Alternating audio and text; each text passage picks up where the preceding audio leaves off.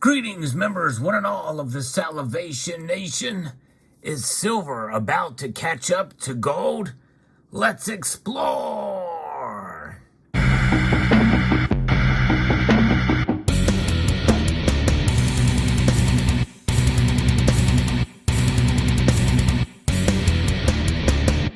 That is the question on most of our minds, as we have seen silver kind of languish behind gold. Yes, it is more volatile, and there have been days when it is traded higher than gold in terms of a percentage in performance for a given day. But there's been plenty of other days where it has not done so well on the upside, and on the downside it has done worse, essentially widening the gold and silver ratio. We're going to be referencing an article here from Barron's that talks a little bit about this. Gold is on a tear. Is silver about to catch up? And it's by Andrew Addison, and this is an interesting concept to think about because most of us see a gold's price rocket up, and but also maybe a little bit more stable in terms of its price movement on the way up and down. Stable is a relative term compared to palladium, rhodium, and silver and platinum, really. Gold is typically the most stable of the precious metals out there, and it has been on a wild swing upwards in the upwards direction.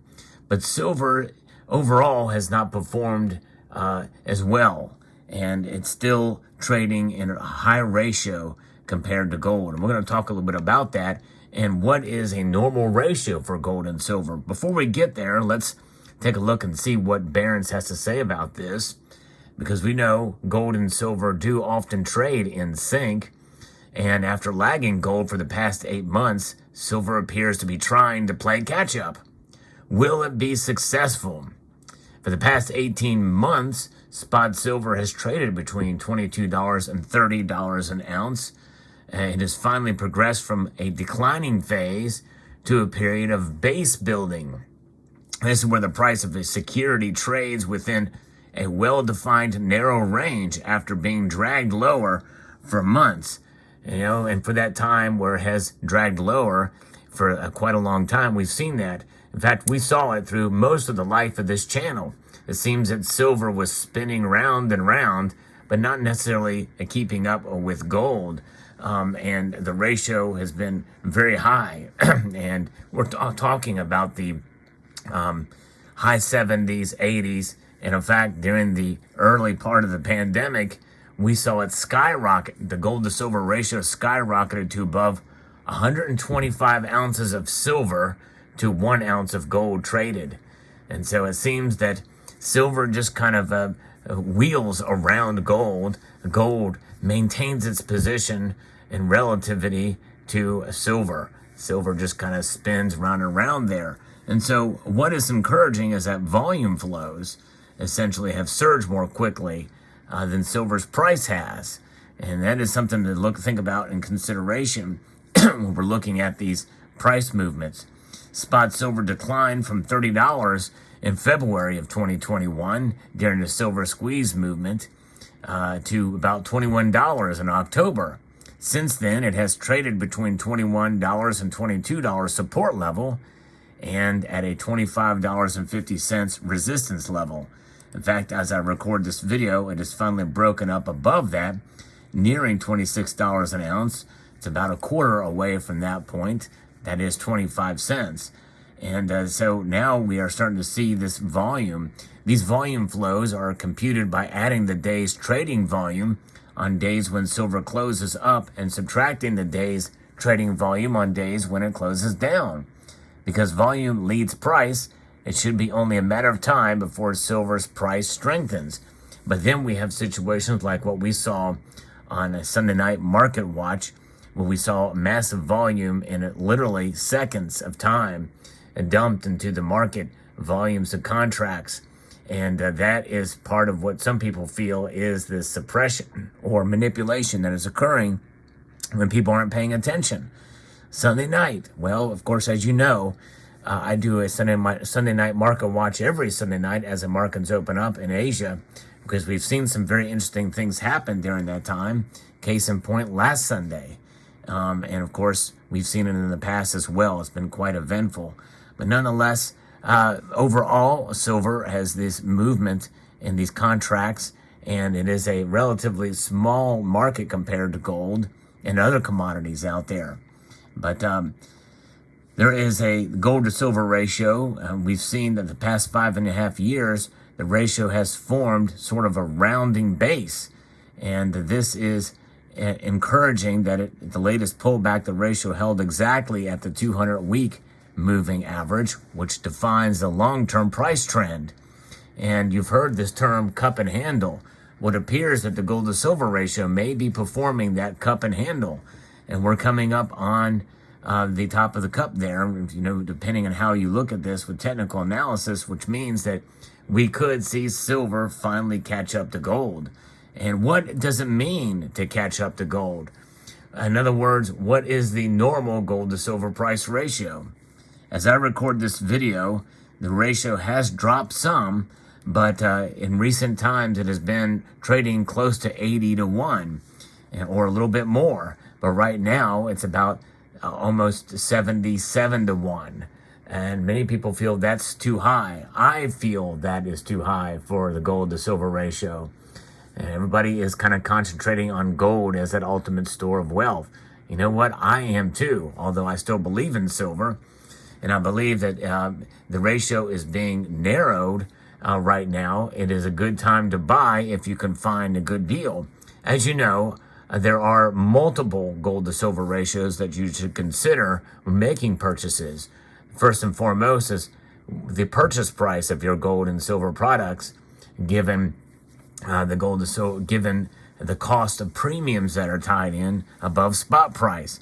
Spot price should not be the determining factor for making your purchases. It's the premiums. And right now, premiums on silver are sky high. In fact, one coin that you don't see here on this turning table here is a silver eagle. I'm not recommending stacking silver eagles at this point, although some of the other pieces you see here are premium silver products. Regardless, you can find generic silver rounds for a decent price over spots, and that's what this represents here as a way to be able to hedge and be able to protect yourself with smaller premiums on silver products. But regardless, that is one silver to gold ratio outside of the regular spot price silver to gold ratio. The other one is when you sell or trade your silver and gold. Typically, most places consider that as a sell and a buy. In other words, you can't just trade one for the other based off of the gold to silver ratio. Most bullion dealers typically don't do that. It's very rare that you will find one that will trade based off of the spot price gold to silver ratio, because they want to be able to profit from their trading. It takes their time, energy, and depends on what products they have. If they are overweighted on silver as compared to gold, they're going to be less inclined to make that move, to make that trade with you.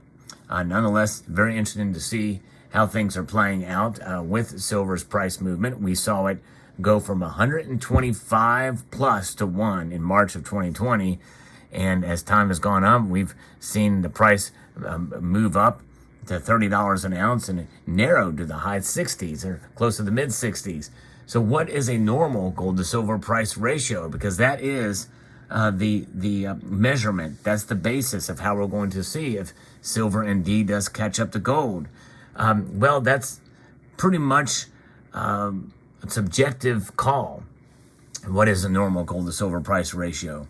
I would like to think it is somewhere below 70 and somewhere above 50. That's a pretty broad range, I would say. But I think if you get into below 70, high 60s, you're at the top of the range. In other words, still slightly undervalued silver would be at that case. And if you get to just above 50, that is a comfortable and a nice optimistic position for a normal silver to gold ratio. And that is at the low end of the range of the gold to silver ratio. I would say that's a broad range, considering, because if we see a massive spike in gold to silver prices, only then do we see it go into the 40s, into the 30s. And typically it won't stay there long. And we've still not seen that massive breakout in either metal yet. But if we were to see it, we're talking 5, 6, 7, 8% moves in one day, on consecutive days. We very well could see that kind of volatility and that kind of activity where the gold to silver ratio narrows to below 40. I think it's going to be doubtful. Silver has been very resistant for quite some time. And it's also the reason why that range is broad is because we essentially have reached a new normal in a pandemic and post-pandemic world, and with geopolitical concerns and inflation. And silver is viewed, I think, a little bit differently than it was back when it was trading at those volumes before the pandemic, and in the late, and how silver's use as an industry has widened greatly. Very versatile silver is, more versatile today than ever before, and that's going to have an effect, a great effect on the gold to silver ratio as well.